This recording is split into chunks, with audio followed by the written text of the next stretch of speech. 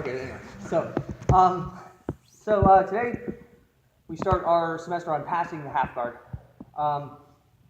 As is tradition, we're going to start out more thinking about concepts and the nature of passing the half guard and controlling the half guard, as opposed to necessarily getting too deep into like, here's the specific move and so on and so forth. So, I want to lay out something that I think is basically the critical dynamic to the half guard. And I think if you understand this, almost everything else that you do in half guard will make sense, versus like if you start with like, a lot of people come about like from a roundabout way or focus on what I would categorize as the wrong things on a conceptual level. So what am I talking about? Let me get you a recap.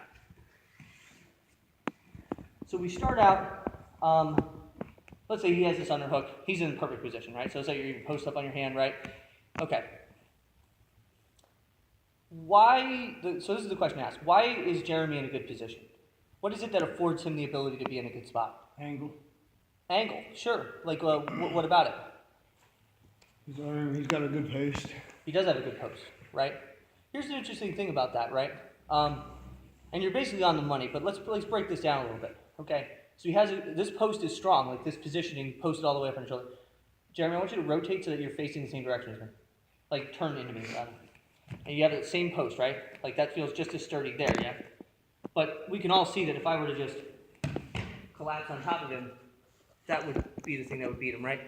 Likewise, we should also understand that, say we come back, you get to that good position, a lot of people will fixate on the underhook. And they'll go, oh, well, the reason why Jeremy's a good position is this underhook. Yeah? Well, Jeremy, do me a favor, get on your back, please. Keep this underhook.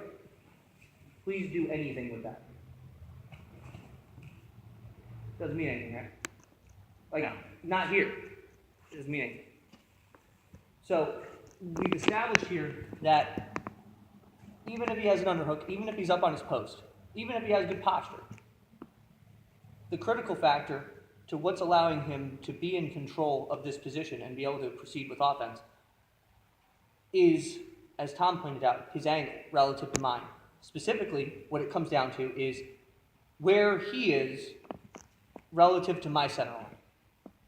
Okay?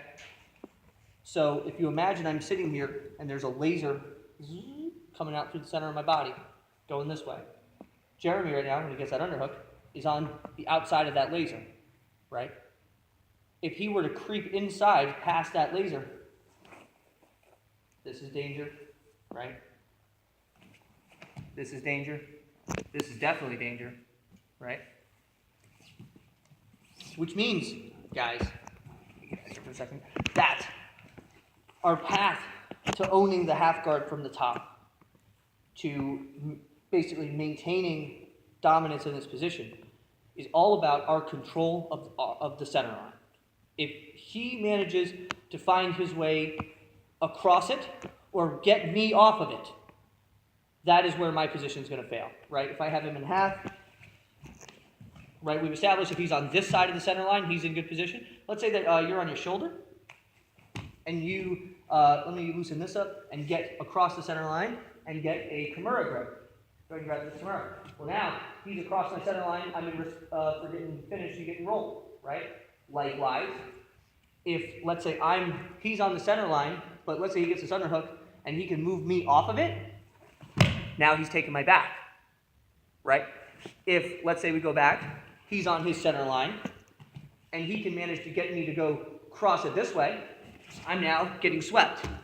So everything that sucks for me and is good for him requires me to lose control of that center line. For me to either get past it in one direction or him to get past it in one direction.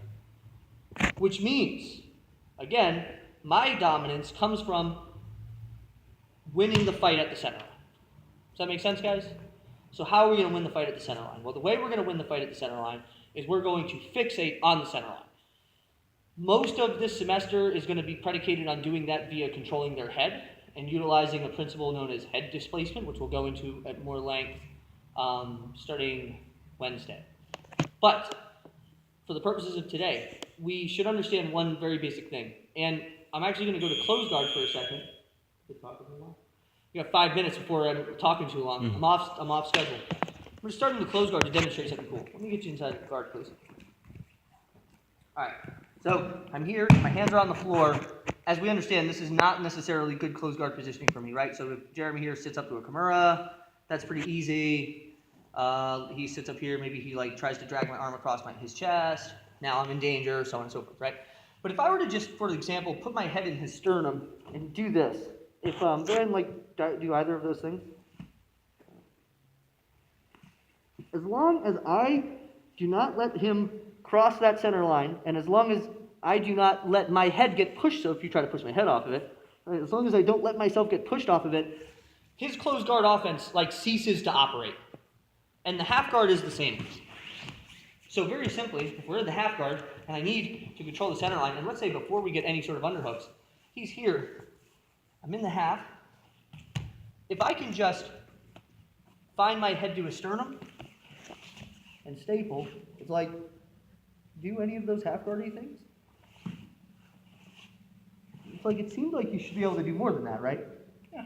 It feels like, now again, if he moves my head off of that line, if he gets off of that line, now I'm in trouble, okay? So, what we're gonna start out with is just figuring out how to break our opponent down from a neutral station. So we've ended up in half guard, maybe he's on his side, he doesn't have an underhook, but we're kind of hand fighting now, right? And let's even say you're up to your elbow, right? So we're kind of neutral, okay? So, all I'm going to do, guys, is I'm going to try, I gotta get him on the center line. So the way I'm gonna do that is I'm gonna find his center line and make it coordinate with mine. My forehead's gonna battering ram into his chest and drive him down. From here, guys, my legs are gonna grapevine. I'm gonna slide my head up to the jawline. And we'll talk about this at more length on Wednesday, but my head's on the jawline, my feet are to the sky, and my knees are driving down. Or rather, my hips are driving down. So at this point, if Jeremy tries to move around, it's like even if he gets that underhook, he's pretty stifled. And there's a very good chance he's going to hand me this underhook and hand me this head control. And at this point, I'm creeping up and getting my foot on this knee. So we're just going to start out super basic. I wanted to just lay out some concepts and get into like how am I just going to, from a neutral station, flatten this person. So Tom, let me grab you so Jeremy, you can see all this. So he's in the half guard. And again, the thing that I'm worried, like, all I want is I want him on my center line, and I need to keep him there. So he comes up to his elbow. We're sort of, right, his hand, his elbow, whatever, doesn't matter. We're sort of in this neutral station. I can always go to chop, but I don't want to overextend myself. So if I find my head in the sternum and then I hit resistance, that's a good moment to take away that post. So I'm here, right? I find my head to the center line, and I'm driving him over. From here, I grapevine the leg, pushing my hips down, picking my feet up, and then my head's going to find his jawline. And I can stay here as long as I want, but a good place to go, to like a good sort of checkpoint to go to, is grabbing the head and arm and working from here. At this point, like not moving around, I'm actually weirdly hard to move. And if I can, I find my knee to his knee, or my foot to his knee, and then we start working for offense. Does anybody have any questions about that? Pretty straightforward, right? Cool. Let's go ahead and get you guys working together on that, and then we'll talk kind of another way of getting to that scenario. All right, let's go to part up. 1, 2.